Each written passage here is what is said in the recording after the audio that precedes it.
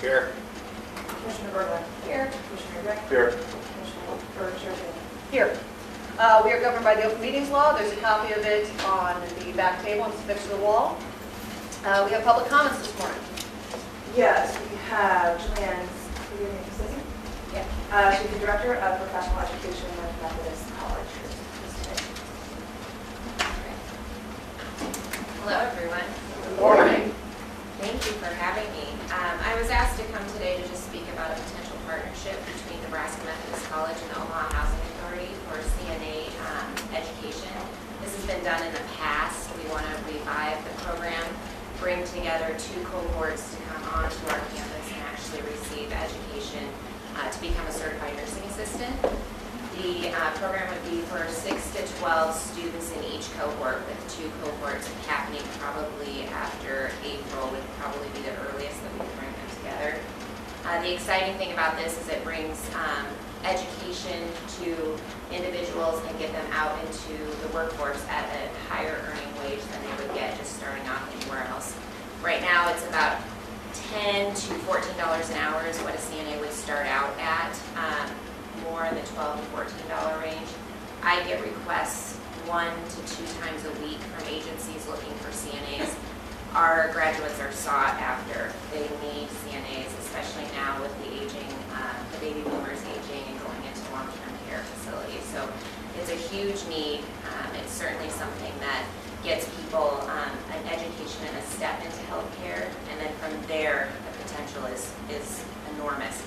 We have recently been requested by the Florence Home, who's part of Midwest Geriatrics, to actually teach on their site because they cannot get enough people to fulfill their needs for CNAs. They have tuition assistance to help further education beyond a CNA. So like I said, once you get into the field, then there's so much potential to grow in your education. So we're really hoping that this partnership would be approved and that we can go forward with several cohorts. How long of a program is it? It's an 80-hour course. The state of Nebraska mandates a minimum of 76 hours. We do it about 80, and with OHA, we're thinking of probably a little bit longer than that, just to do some additional professional to get them prepared for the workforce. Is that end up being like a full-time, like your Friday, Wednesdays, weeks, or do you stage it out? We would do it probably over about 6 weeks, and it would be during the day, Monday through Thursday. During that time, we would do some additional, as I said, professional resume building. We would also do some, on our campus, we would have them see the different health professions that are out there. So not just nursing, not just focusing strictly on nursing, but we do have other allied health professions. We would introduce them to that as well. She worked with you, Sal? Yes, just a quick couple of things I just want to add. What they're doing also, the Housing Authority will add 3 components to it. The first component will be we actually do the application process and screening. And the second one we will assign Rochelle Tucker, who's actually, she was part of this program when we did this before, so she will be doing all the case management. She will identify some resources in place for them as they go through the process. Then also another thing we will add to this program, we will transfer them to and from the school. Our job is trying to remove all those barriers to make sure this individual is actually go through the program and success. And I assume you're anticipating you're seeing some interest from residents? Oh, yes. Yes. Yes, absolutely. And our plan is actually go through the application process with Methodist and bring some other staff also to do the interview process. So the first class will actually, the minimum is 8, so then the max is 12. So we got to recruit probably about 15 to 20 individuals to see who actually qualify. So they all have to qualify for the program. So it's not just sign up and go to the program. So you got to really have to have that individual. I may have, this may be an obvious question, but I guess I just wanted to ask you, your placement breakdown, I would imagine, have to be running through the time, at least I hope. Yes, we have students who, I would say probably about 90% of our students receive jobs that go for jobs after. We do have a small percentage of students who take the course as a prerequisite for something else. Say, for example, physician's assistants have to go into that program, they have to have a certain number of clinical hours. So they take the course not intending to work as a CNA. We have other students who go through the course and find that it's not exactly what they wanted to do. You know, taking care of patients like that is not for everyone, and so some people take the course. But as far as our success rate with students, since I took over the program a year and a half ago, we've had 2 students who have not successfully passed the course. Those students were not wanting to be there, so there was nothing we could really do, but we do work with our students to get them to be successful. So. And we have done this in the past, and I think we'll pass information to the clerk. We had about 76 residents actually graduate from this program when we initially did it years ago. So it's really a good program for our residents. It's a way for them to really get into that career. We have some of that actually got that CMA went on. We got that CMA after that. So yeah, it's a really great opportunity for our residents to really start doing something.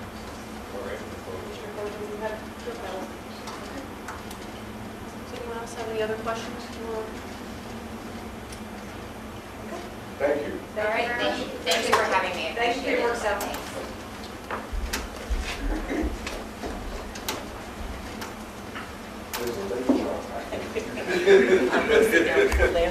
Did you guys ride together now? We got a meeting. Don't start that wrong. He's more my guy. Oh God, was that on the camera? Like they won't recognize me. Okay, thank you very much. Do we have any other public comments? No. Okay, before we get started with Mr. Scott's report, I just wanted to acknowledge that at least our board and staff's thoughts and prayers are with Commissioner Winford, who is in hospital, and I think she is ill. So just wanted to take a moment to acknowledge that. We're thinking of her, and all of your prayers are appreciated. Mr. Scott. I don't have any public comments. Give you the report on Monday. Does anyone on the board have any questions or comments from Mr. Scott based on his submitted report? Then we'll move on to the consent agenda. Anyone have any comments, questions, anything they want to remove from the consent agenda?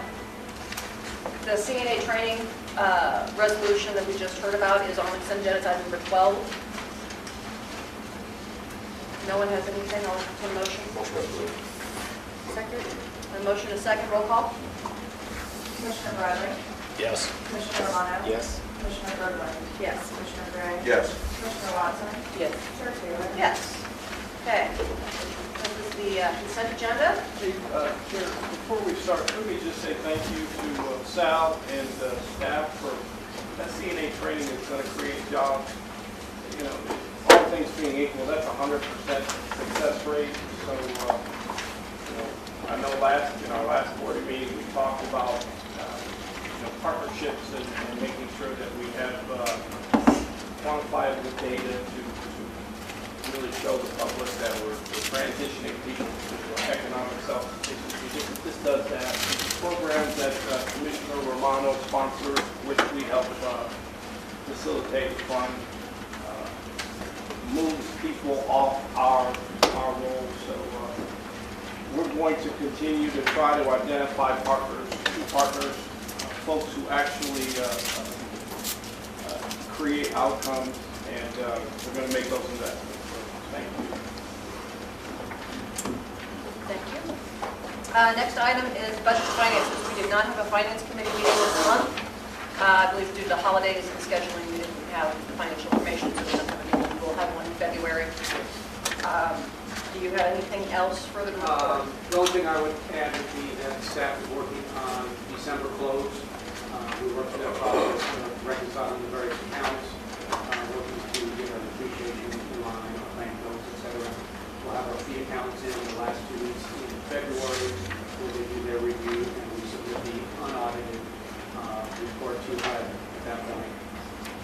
follow with the audit of the tax credit properties, those tax returns, and then the OHA audit, which will be finalized and filed in the fall, as has been planned. So we continue to work for that. Did we receive a finance report at the last meeting? Or was it a finance report at the last meeting? We didn't have a financial report, but the November financials were distributed.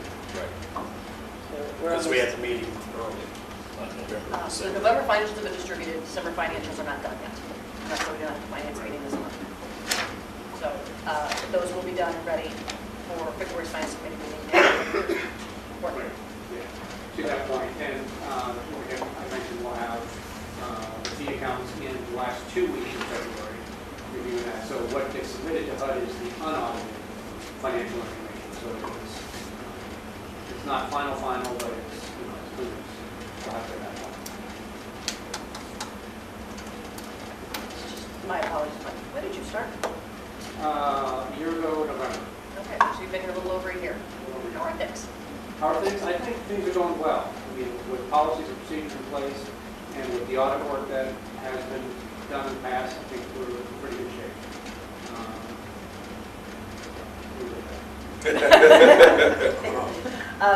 I always kind of, we were very excited to have you come on board, and I'm just trying to think how long you've been here. You've been here over a year, so I'd love to get your just input on how you think things are going. So appreciate that. Thank you.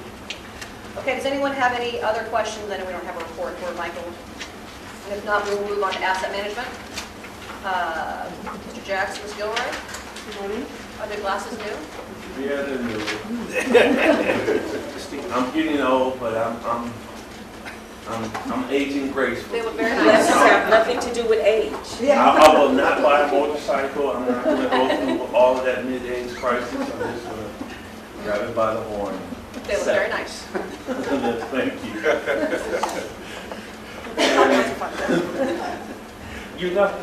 Just interesting real quick. A lot of people haven't noticed. Yes, we have. But anyway. I've noticed, I was going to give you some stuff later. I'm just going to call it out. Yes, come But you have our report before you. I have actually great news. We had 11 properties that ended the month at 100%, and we had 10 properties that were at 98 or above. We end the year at 98%. It was a great January and a great December that pulled us through. So you have before you our report. I'm just happy. It's static. It's tough, especially when it comes down to that 12th month to try to get things together. But we're happy to report that we ended the year at 98%. So that's a great accomplishment. That's one of our toughest goals to obtain next to. When you have a net gain of 37, that's pretty awesome. Yeah. Yes. And if you look compared to last year where we were at, that's sizable. Well done, thank you. Thank you. Does anyone have anything else for Jackson? If not, Ohio? The housing in Omaha, our property, the Ohio 56 is where we have our vacancies, and the waiting list opened yesterday, and by about 10:45 we had our 110 applicants that we were going to take for the day, so we're going to process those files and get those units leased. Just a point of emphasis. We've had a line that almost went around the building. One person said that they were there at 10 p.m. The night before. the night before, waiting to take applications. I just had to make that point. They were out there with blankets. They were. They were there. And we did have some overflow. Obviously, we pushed our public housing waiting list at the same time, and we did have some of those same applicants took the time to apply for public housing. And you can be on as many waiting lists as you want. So there's definitely a need. That's what you should say. What it does is really demonstrate that there's still a fairly substantial unfulfilled need. Right. And we told them, that please keep us current on your addresses. That's our hardest thing that we have is being able to reach people when their name gets to the top of the list. So hopefully that message got across yesterday.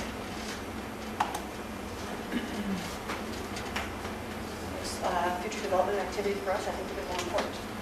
Okay. Housing Choice Voucher Program.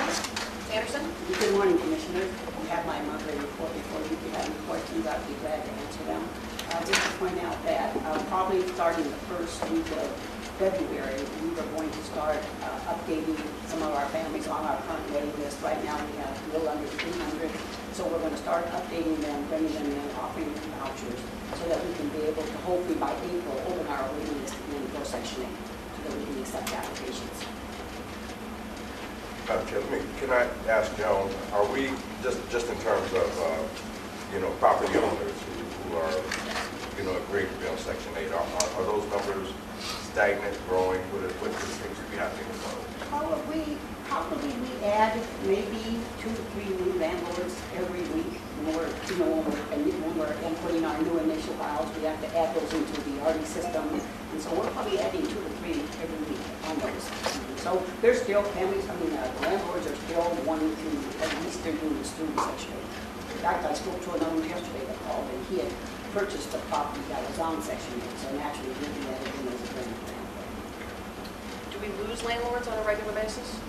Not that I'm aware of. If we are, they're maybe 1 or 2 every 6 months. Usually we don't lose too many landlords. No. We do have some landlords that are unhappy with the inspections, keeping up with HQS, and they may not want to. What they do is they will not renew the leases when it's time to renew the lease with the family, and they'll just come back and forth. They won't tell us, they'll just won't lease it to a Section 8. Do we terminate landlords? Very rarely. Very rarely. You have to really commit some tough acts. Generally, we refer that information to the HUD Inspector General, who if it's egregious enough, takes criminal actions. Have we ever performed a quality rating of those properties, similar to what you would see in a hotel rating, 5-star, 4-star, 3-star, 2-star, 1-star? Is there any sense of how these properties rate compared to each other in terms of quality? Now, we have never had a rating or compared our properties. Chris may be able to answer that a little bit better than I can, but she's over the inspectors. But we've never had a situation where we have graded the units, like comparing units west of 72nd to east of 72nd and north and south and so forth. We've never done that. What's your gut feel about if you had to say, if there's a 5-star rating, and the majority of the units, are they 3-star, 4-star, 2-star, 1-star, 0-star? It's really kind of hard to say. You could inspect a unit today and it could be a 4-star. I'm not going to say 5-star, but it could be a 4-star. And then you could go out in a month and it may be 1 or 2. It just depends on the family that's living in that particular unit. We would be in a lot of legal trouble if we made that report public, certainly in this community and in many other communities, because essentially you're pitting units against each other. So we stay real close to federal housing quality standards, and as long as it passes inspection, the unit is deemed to get assistance if they're an eligible family. So that's a real slippery slope. So it's my understanding that those standards are actually, if not substantially, at least somewhat higher than our actual local property maintenance standards. Some aspects they are. In Kansas City, the city code was much stricter than federal housing quality standards.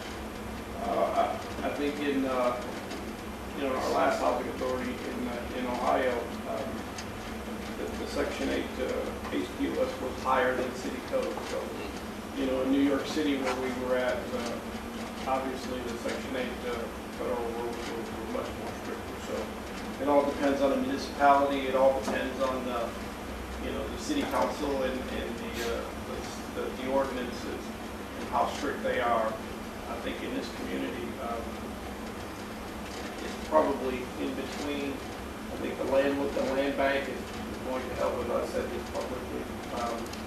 this issue with the family, that five-unit structure in South Omaha, I think that's going to raise some awareness too. So it's, you really don't know. I mean, South Omaha is a little different, obviously, than North Omaha. When you get into that 72nd Street, whether it be South or North, or newer units.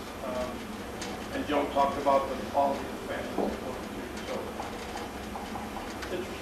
I sent you guys a real estate survey where they looked at all of the units and affordable versus owner-occupied units. It's an interesting study too. Maybe one day offline we can talk about that particular document, which is annualized, and give you guys a sense of some of the challenges from an affordable housing standpoint, as well as the market rate stuff out there. So you kind of mentioned the fire that happened in South Omaha where 2 people died, and in Council Bluffs, they are increasingly moving towards certifying multifamily structures and having more enforcement and inspection versus just allowing the property owner themselves to say that their property is certified. I'm imagining as things come down the pike in Omaha, things are going to end up looking different and changing. How will that impact what we do? Will there be partnership opportunities with inspections to be able to not have to be redundant? So if we're already having city inspectors in, do we then also have to use our resources to go in? And how does that all? It's interesting. KETV called me 3 days ago and asked me that same question. And I'll throw this in our deputy director's lap because I'm curious to hear her feeling on, essentially she talked about a rental registration program. So let me hear your thoughts. I'm putting you on the spot with respect to that particular issue. Mahoney County was challenged, I think so much more challenging than here in Omaha. But they rolled out a rental registration program. Our properties were exempt, our standards were higher. So we worked out an exemption. It was within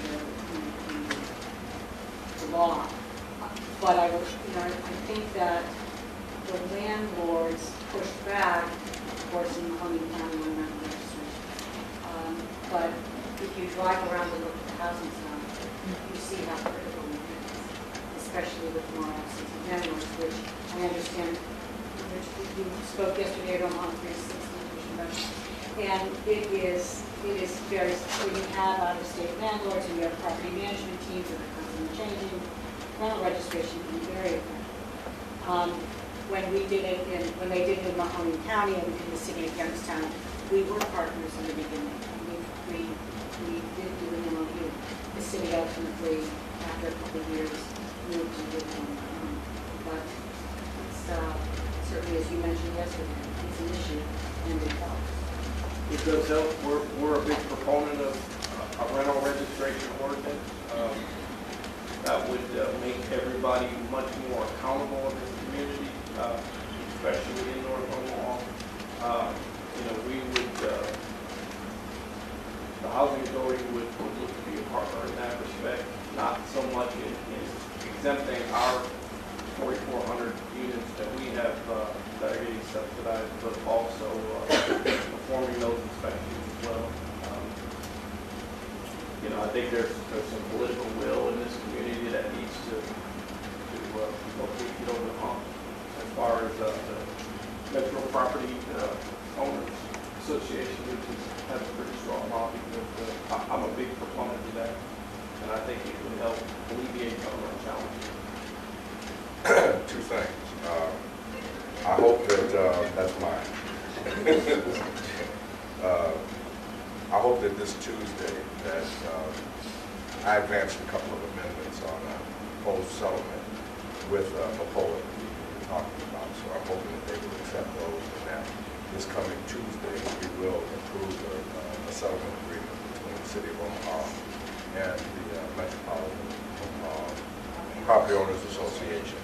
So I think we're fairly close to that, and our chair probably knows where we are more about it than I do, other than I do it. I did submit a couple of amendments to address some concerns that some of the public had, but that ordinance is coming. once we settle this, there will be an ordinance that is already being worked on for rental registration. It levels the playing field.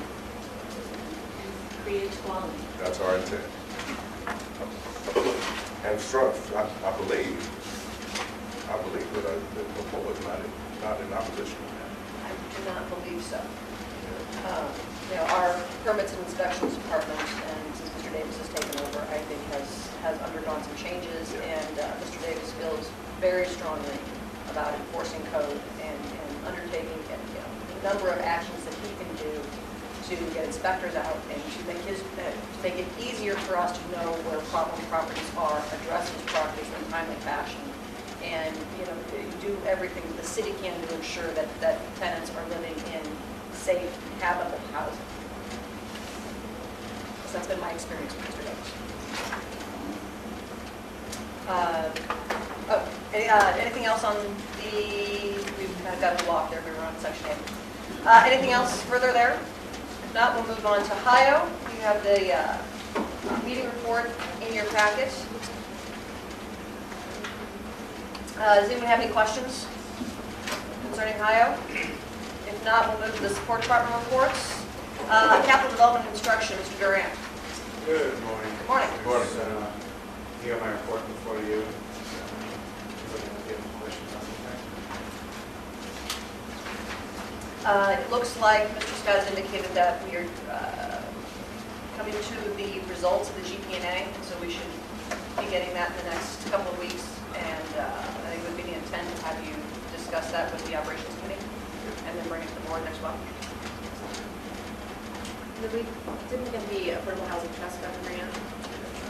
So when is the next opportunity to apply? There's a workshop next month down in for the application steps out. It's coming up, so we'll be looking at that. Sorry, I know you guys put a lot of work into that. Yeah, I have an addition now. Yeah.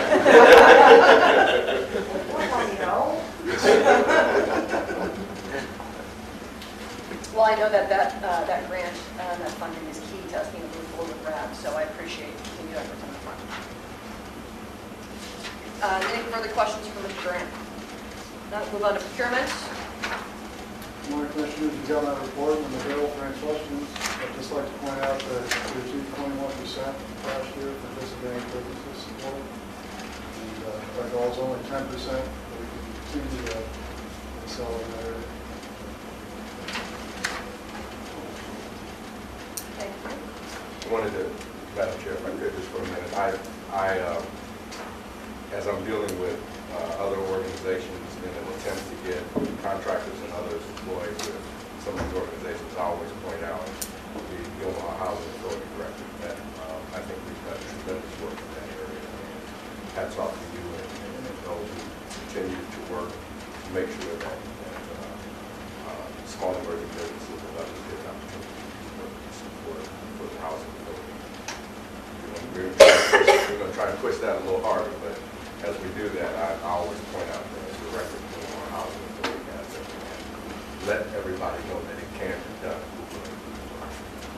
So thank you. I just had one item I wanted to share. I did note the vehicle purchases, and I know that they're needed. NAPA has a coordinated transit committee, which provides funding for transit projects, vehicle projects. There's a sharing of the funds where an agency would put up a portion of the dollars associated with those vehicles. And so that's something, if you haven't checked into it before, they meet every third Wednesday.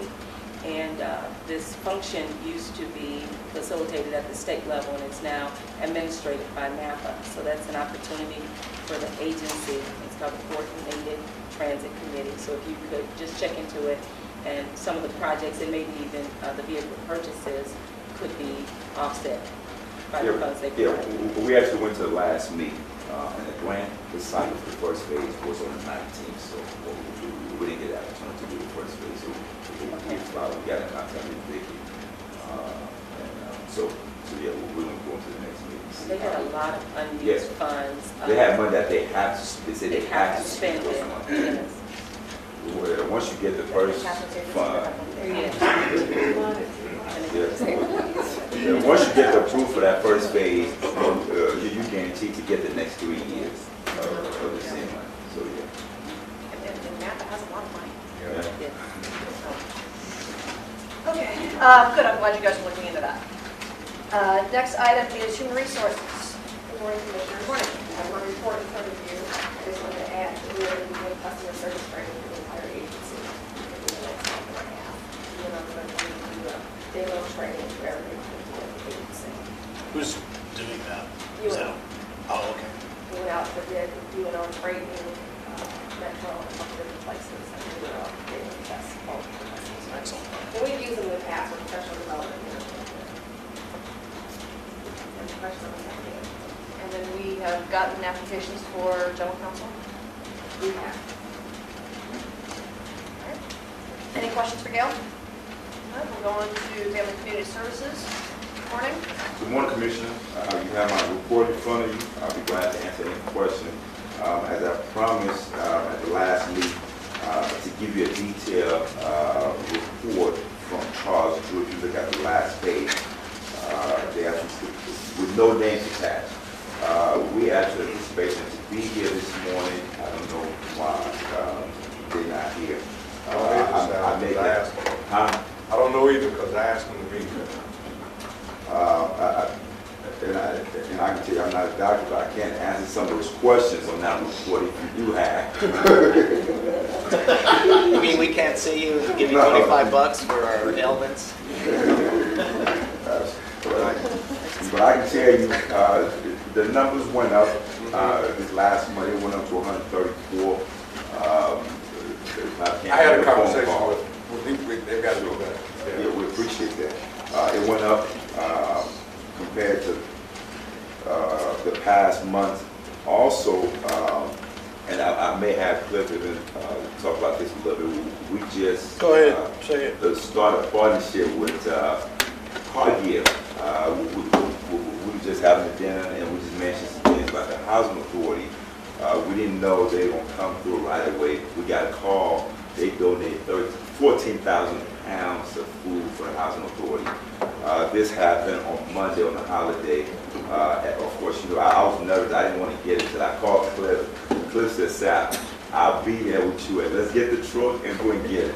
And guess what? We went out there and got the meat. And we went out with Judy, who's our new deputy director, lift up boxes, passed them out. It was an amazing thing that we have seen. So we passed almost like 13,000 food to our residents, all the towers, including the family development. And we got a call yesterday. They said the estimated value of that meat was almost about $180,000. This was some quality meat. So Cliff, is there anything you'd like to add? Well, folks, 14,000 pounds of meat. We were, that's just a big blessing. We went to every tower. If any of you've seen that movie New Jack City, this is essentially how this was. We had a truck, and this is in concert with the Simple Foundation. And Sal called me on Monday, and we went to essentially every tower in Southside Terrace. We had staff just pass it out, and hopefully we can do this on a consistent basis.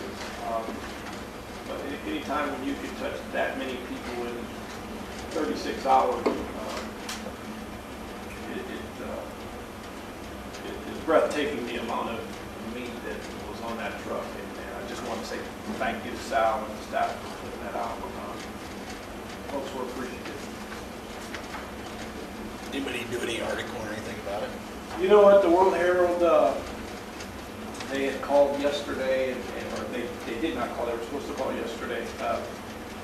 I think that internally we've discussed us putting out a press release on that. Because of the sizable amount of the donation, we felt like it could turn some people off in this community. So we we made the decision to kind of, just move forward and not make light of the situation. So I told the chair yesterday, and that was the extent. We had a positive yesterday, and obviously our resident commissioner is in the hospital, so, we try to put things in perspective and put our head down and pass out. So. This is, if you could, Madam Chair, if you could do this, I don't know if you need to do it on a monthly basis, but if quarterly, we can see where Charles Drew is, how they're advancing. I think that would be good for the board to have, and it would continue to inspire and hopefully keep Charles Drew moving in the right direction. I think they are, and I think this report is really reflective of the conversations that both you and I have had with people at Charles Drew, and I think we can do a better job. My one question, Sal, is have we addressed the concern, because I mentioned to you earlier, and I mentioned to Kenny as well, who's the executive director, that we need to do some door-to-door kinds of things because of some of the high rises that we have some residents that are concerned about their safety. So I know, Yeah, we actually met with Angela, who's our CEO, right after our board meeting, so we gave all the information. So she wrote it down, and she promised that she want to address this issue. And I know she met with some of her staff also, so we will wait and see what will be the next step. I'll try to follow with them. Okay. Well, this looks good this year, but this time, and I think I know we can still do that. Okay, sure. Thank you. Thank you. Please express our thanks to Margot as well. Yes, sure. Next item is public safety. Good Morning. Good morning. You have my report in front of you. If you have any questions, I'd be happy to answer them. I would like to point out, if you look, we've got a 6-year history here, and even though we are doing more research and finding out about more criminal activity, with lower vacancies, our numbers have gone down in the last 6 years. I think that's showing some progress with the quality of the backgrounds, the quality of our residents. If you have any questions, I'd be happy to answer. Any questions? So Comments, clerk, discussion? we still have challenges in public safety. Let's make no calls about that. What is our, Madam Chair, if I can ask again, ask about our relationship with the police department. One of the things we wanted to try and do as a city was to increase our police force, and I think you saw the story last night where we've got a couple of beat officers now that will be, patrolling Benson and Dundee on foot and bike and so forth. I guess I'm just wondering, have we had any conversations with them about, potentially doing a little bit more driving through some of our properties? Absolutely. They actually do targeted operations upon our request, and when we communicate extremely well with all the captains and precincts. Thank you. Next item is legal. It's legal. Essentially, folks, we have the long-standing dispute with the security company that hopefully is going to come to a resolution here soon, and some discrimination complaint. We're working with the folks that I sent an email to last week on the bedbug issue. We're working with HUD and their attorney, so we should come to a resolution on that. I thought the council on line 2 had changed. Is that correct? Yeah, that's Yes. correct. Yeah. That's a misprint. Oh, the council did Yeah. change. Okay. Mr. Crampton filed an entry return in September, so Mr. Wayne is no longer representing. That's a typo. Thank you. Anyone have any questions or comments on legal? Do we have any new business? Just one comment, I always comment. Almost over 124,000 was collected. I need to meet Julie Barr, she's awesome. She's very dedicated to what she does. And ready.